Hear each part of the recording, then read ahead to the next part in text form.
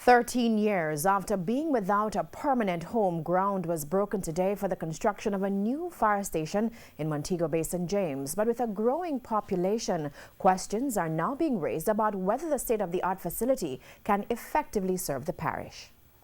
Firefighters in St. James will have to endure another 12 months at the temporary facility in Freeport before returning to the original location of the fire station on Barnett Street. For many, this can't happen quickly enough as they've had to operate in less than ideal conditions, which was highlighted in a TVJ News expose in 2017. After several promises, an encouraging sign that their days are numbered in Freeport, ground was broken where the rubble from the fire which destroyed the facility in 2006 once was. And since that time, Commissioner of the Jamaica Fire Brigade, Stuart Beckford, says the workload has more than doubled. 2006, when the facility was closed, the division responded to approximately 881 fire calls.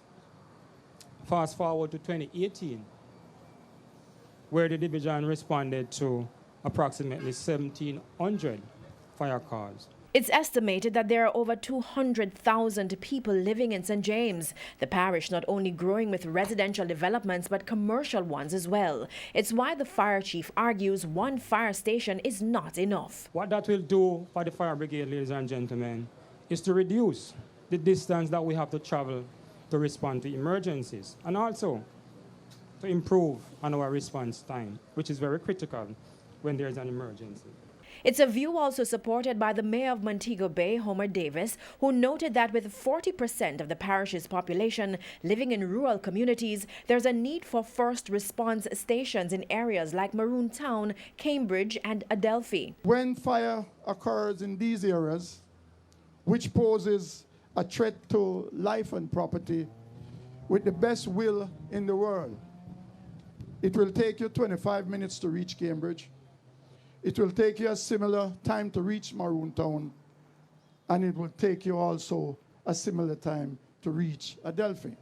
And so, the call is to make those 3 police stations in those areas a multi-agency response, emergency response team. Not ignoring their interests, Minister without portfolio in the Ministry of Economic Growth and Job Creation, Mike Henry, says the fire station in St. James is one of 3 being built.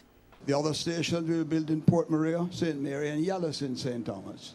And having just assumed the responsibility of the portfolio, I understand you left out Maypen, so we're going to make sure that we see how we can work Maypen back into the structure as an important and developing town. The fire station is being built at a cost of a little over $500 million Jamaican dollars. The project is being spearheaded by the Jamaica Social Investment Fund.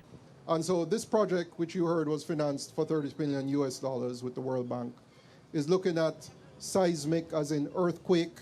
It's looking at fire vulnerability. It's looking at coastal resilience. It is looking at flooding. It is looking at all the aspects that we know as a country allow our persons to be vulnerable. And so yesterday we're talking about the fire station, but overall what we're really investing in is the overall reduction of our risk to disaster.